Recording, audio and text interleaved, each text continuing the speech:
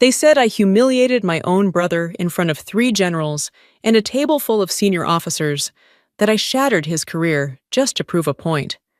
But they weren't the ones holding the clearance badge that morning, or the responsibility if a single line of code leaked. They didn't see the red stripe missing from his tag. I did.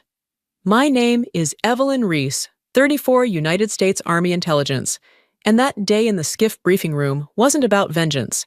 It was about containment, about silence, about holding the line even when the breach came in the form of your own family. He leaned back like we were still kids in the garage swapping jokes over motor oil and static radios. "Careful, Evelyn," he said, just loud enough for the room to shift. "Don't let your top-secret binder get in the way of real soldiering." There was a cough in the back. Not quite laughter, just discomfort. I didn't look at him. I didn't need to. My fingers didn't tremble. My voice didn't break. I clicked to the next slide and kept talking. A satellite image, a data point, a threat vector. And 2 minutes later, security walked in. They didn't call his name. They didn't need to. Because this wasn't about family anymore. This was about protocol. And I wasn't his sister in that moment. I was the officer in charge of the room he never should have entered. Until... We grew up in a 2-bedroom ranch house tucked against the cliffs outside Morro Bay. The kind of place where the air always smelled like salt and engine grease. My father served 22 years in Navy maintenance before taking a civilian contract at the harbor yards. He believed in torque wrenches, hard water, and kids who didn't talk back. My brother Noah was everything my dad understood, loud, fast, reckless. By 10, he could strip a carburetor blindfolded. By 13, he'd already broken his collarbone twice doing backyard stunts he called practice. He had this laugh, wild, unapologetic, and the kind of magnetic charm that made even teachers forget detention. Me, I was the quiet one. The low-maintenance child, my mother liked to say, though I stopped mistaking that for a compliment somewhere around the 5th time she said it in front of guests. I read manuals for fun, built circuits in shoeboxes, asked too many questions at dinner. The first time I beat Noah at something measurable, it was a math contest in 8th grade, regional. I held the trophy the whole car ride home waiting. My father glanced at it once at a stoplight, then said, "Hope you thanked your teacher." That was it. No steak dinner, no clap on the back. Just a reminder to stay polite. Noah got suspended the next month for painting a rival school's mascot in crude detail on the auditorium wall. Dad picked him up from the principal's office like he was returning from battle. They stopped for burgers. I watched the ketchup stains harden on their napkins and said nothing. The house had rules, unspoken but deeply enforced. 1, don't upstage your brother. 2, don't expect applause. 3, if something breaks, you'd better know how to fix it or how to keep quiet. I followed them, for years. When I got my ROTC scholarship to Cal Poly, my mother smiled like I'd found a cute new hobby. My father's only comment was, "Don't come back soft." Noah laughed. "Gonna lead a battalion of spreadsheets, huh?" The night before I left for basic, I found my acceptance letter in the trash curled and damp beneath a pizza box. I didn't ask who tossed it. And still, I left the porch light on when I came home that first winter break. Just in case someone wanted to talk, no one did. Noah had a new girlfriend, a cast on his wrist, and a story about a bar fight he told 5 times before dessert. I sat at the kitchen table tracing the grain in the wood with my thumbnail. There was a framed photo of him in uniform by the Sync boot camp graduation. Crisp Blue's wide grin. My photo wasn't up there. Mine was in a drawer somewhere behind the receipts. That was the rhythm. Noah, the story. Me, the footnote. Even when we both wore the uniform. At Fort Eddington, I passed every clearance hurdle they threw at me. Polygraphs, background checks, psych evals, so invasive, they made me question memories I thought were solid. When I got my TSCI badge, I mailed a photo home. No one replied. A week later, Noah texted, "Congrats, Officer Reese. Let me know if you ever need someone to fix your paper jams." I stared at that message a long time. Not because it hurt. I was used to that. But because deep down, I still wanted him to be proud. And I hated that part of me most of all. There's a kind of quiet that builds over years. Not the peaceful kind, the kind that settles between people who once shared everything: bathroom counters, backyard bikes, late-night cereal, and now can't find a reason to say more than 3 words on holidays. By the time I pinned on my captain's bars, Noah had already deployed twice and come home with a combat action ribbon and a scar that stretched from his elbow to his wrist. At Thanksgiving, he held it out like a trophy between courses. My father poured him another drink and said, "Now that's real service." I was home on a 4-day pass from a joint intel operation that ran out of a secure site in Colorado. I'd worked 16-hour shifts prepping cyber briefings, watched foreign intrusion patterns bounce across servers like wildfire. My voice was hoarse for days after my last debrief. No one asked about it. Instead, Noah clinked his beer bottle against mine and said, "So how's life behind the desk?" Major spreadsheet. I wasn't a major yet, not officially, but the paperwork had already been processed. I could have told him that. Could have mentioned the satellite reroute protocol. I authored the one that got picked up by 2 interagency task forces. Instead, I smiled, took a sip, let the jab land where it always did beneath the ribs where the bruises didn't show. At home, accomplishment was only real if it made noise. Noah made noise. I made systems. He'd crash through a door and win the room. I'd read the room before I walked in. And yet somehow he was the one who always got to define what counted as strength. It didn't change when I made major. The orders came in while I was at a cyber symposium in Virginia. I didn't cry. I didn't even smile, not right away. Just stared at the email, feeling the weight of it settle like armor. Major Evelyn Reese. It looked clean, undeniable. I called my mother. She said, "Oh, that's nice, honey." I called my father. He said, "Does that mean more paperwork?" That night, I sat alone in a hotel room with a glass of flat champagne and a view of the parking lot. My phone buzzed. It was a group text from Noah, a meme Barbie in camouflage saluting under the caption, "Congratulations, ma'am. Don't forget us little people." 2 laughing emojis. No words from me. He never mentioned it again. Neither did I. And still I kept showing up. Kept briefing colonels, sitting in on threat assessments, writing protocols that would never see the light of day, but carried real-world consequences. I worked in a world of red lines and frozen expressions, where precision mattered more than charm, and knowing when to not speak was as critical as decoding a signal. But even in that world, controlled, sterile, secure, his voice found me. "Bet those PowerPoints are lethal. Intel Barbie. You memorize enemy frequencies or just rehearse them like Shakespeare always, in the form of a joke. Always with that grin like he was doing me a favor by not being cruel outright. I didn't respond. I thought if I stayed quiet, kept rising someday, he'd see the difference. Someday he'd realize I wasn't behind him. I was ahead. And maybe that's why he never wanted to see me clearly. Because recognizing me meant admitting he'd never caught up. And he wasn't ready to lose the game he'd been winning since we were kids. It was a Friday, overcast. The kind of sky that pressed down on you like a warning you didn't know how to read. I was finalizing prep for a high-level joint cyber briefing, one that had taken 2 weeks of cross-branch coordination, 4 sleepless nights, and a classified summary, so sensitive it could only be printed inside the SCIF. It wasn't my first time leading a room like that, but this one mattered. Command presence was expected. Precision wasn't optional. At 07:35, an automated logistics bulletin landed in my inbox. I almost didn't open it. Most of those notices weren't relevant unless you worked motor pool or munitions. But something about the subject line made me pause. Personnel transfer update observation support rotation. I scanned the attached roster. Line 17. Sergeant Noah Reese, Logistics Liaison Observation Support, temporary access, clearance level outer perimeter.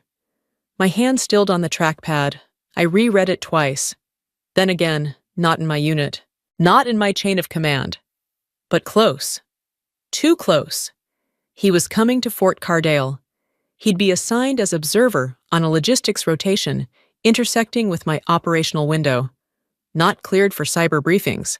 Not cleared for TSCI rooms. But in the building. In proximity.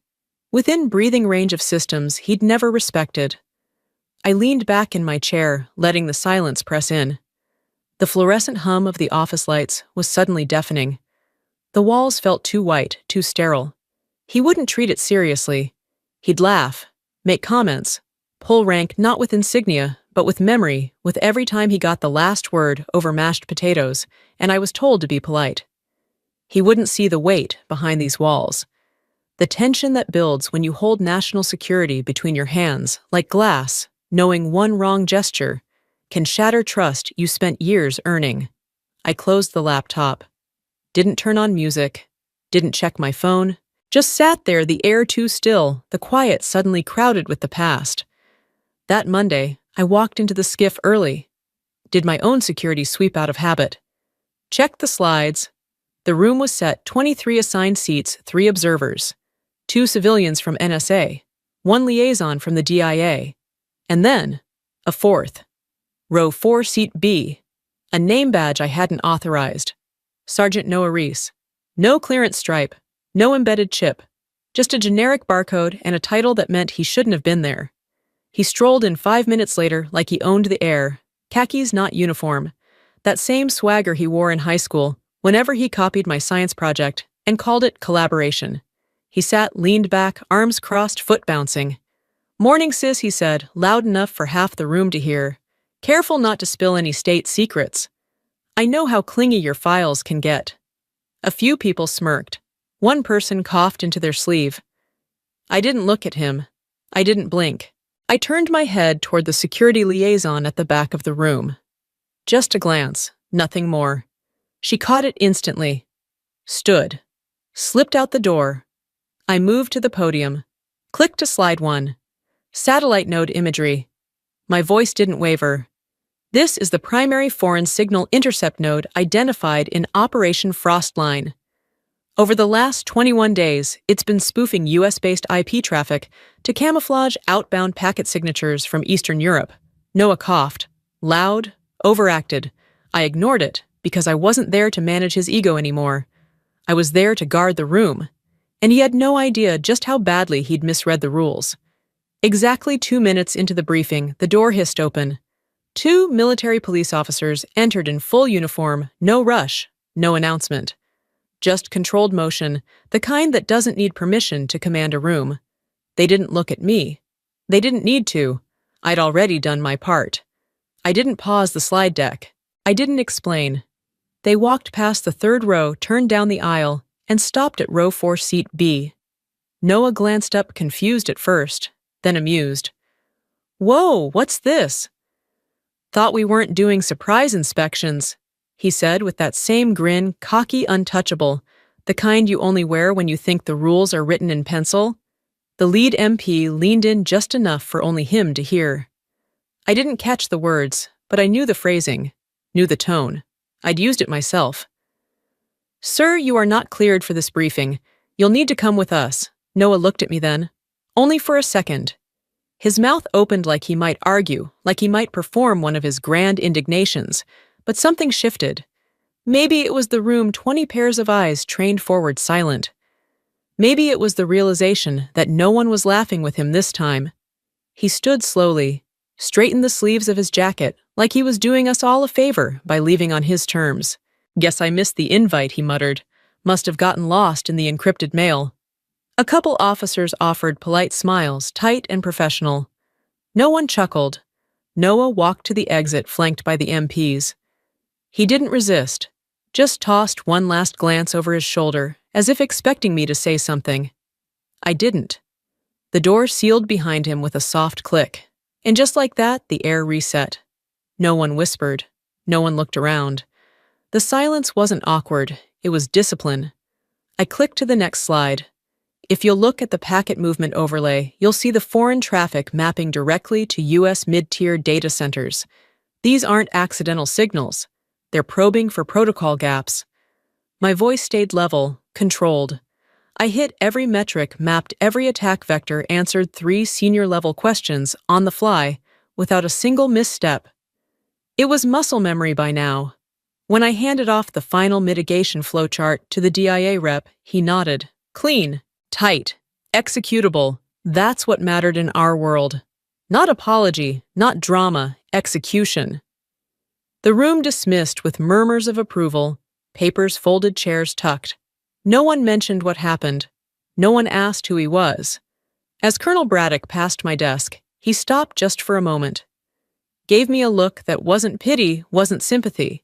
It was recognition. "Good work, Major," he said. Not Evelyn, not Reese. Major. That word didn't feel like a title that day. It felt like a line, a boundary between who I had been and who I refused to be any longer. When the room emptied, I sat for a long while, the projector still humming, the silence thick again, but this time it felt earned. I didn't check my phone, didn't open my inbox, didn't rehearse what I might say if anyone asked about Noah. Because no one did. They didn't have to. That room didn't remember me as a sister. They remembered the officer who held her ground and guarded the room. And after all those years of being the quiet one, the footnote, the background, they finally saw only me. The first message came 2 hours later. Short, clipped. From my mother. "Couldn't you have handled that privately?" No greeting, no context.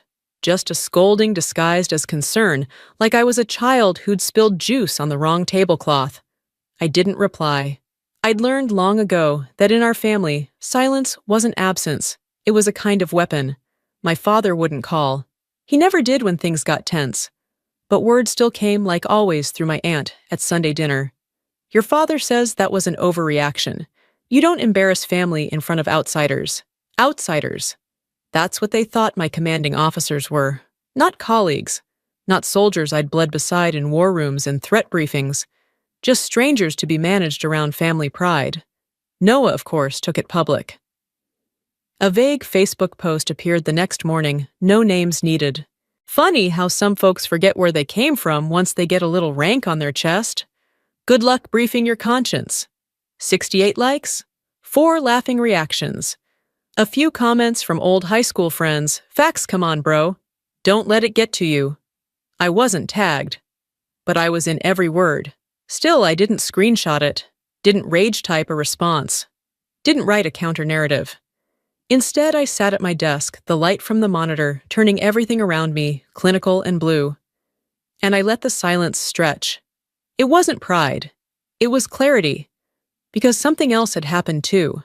In the middle of the flood of noise from my family and the digital whispers from Noah's old circle, there were other messages, quiet ones, direct, from officers I barely knew and colleagues I'd only shared rooms with during intel rotations.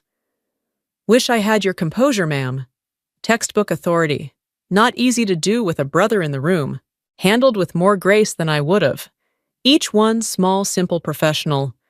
But they pierced in a way my family's disapproval no longer could. Because those words weren't rooted in blood or guilt. They were rooted in respect. And that's what no one tells you about doing the right thing. Even when you don't flinch. Even when you follow the rules down to the punctuation. It still hurts. Not because you regret it, but because a part of you, no matter how hardened, how grown, still aches for the people who raised you to say you did the right thing. And instead, all you get is silence dressed up in judgment. But that day, I realized something quietly devastating. The people who respected me most had nothing to do with the people who raised me. And once you see that truth, you can't unsee it. You can only decide who you'll listen to from here on out. A week passed before Noah called. I was in the commissary parking lot, engine off, fingers still curled around the keys, when his name lit up my screen. I stared at it for a full 10 seconds before answering. His voice was low. No sarcasm, no punchline waiting to be delivered. Just wanted to let you know. They bumped me off the deployment roster. I didn't speak. They didn't say it was because of the skiff thing, he added quick. But I'm not stupid. Command said something about disciplinary ambiguity, whatever that means. The silence stretched. For the first time in years, I wasn't bracing for a fight. I don't blame you, he said quietly. Not anymore. That surprised me. I'd spent days rehearsing defenses I never used. I didn't report you, Noah, I said. I followed protocol. You weren't cleared. I did what anyone in my position would have done. He exhaled long and hollow. I didn't think it was that serious, he said. I mean, I knew I wasn't cleared, but I thought being on base meant I could just observe. Figured it was a gray area. There's no gray area in a skiff, I said. Not with classified payloads in the room. He didn't argue. That was new. Another pause, and then I saw your face that day. You weren't mad. You were done. I pressed my forehead to the steering wheel. The air in the car had shifted. I've been doing this work a long time, I said. Longer than you've ever really acknowledged. I know, he said. And for once he sounded like he meant it. We talked for 20 minutes. Not as siblings, not as rivals, as soldiers, equal footing, no jabs, no old roles. And when the call ended, something in me exhaled for the first time in years. Not relief, not forgiveness, just space. Enough to breathe. I visited home a month later. No ceremony, no announcement, just me, a weekend bag, and a quiet resolve. Dad asked one question over a beer on the back porch. You missed the real military, yet I didn't flinch. Didn't try to earn his approval. I just looked him in the eye and said, no, sir. I don't. He stared at me for a long second, then nodded just once. Not pride, not warmth, but recognition. That night I sat alone on the same porch where I used to dream of being seen, where I once begged the world silently to notice me.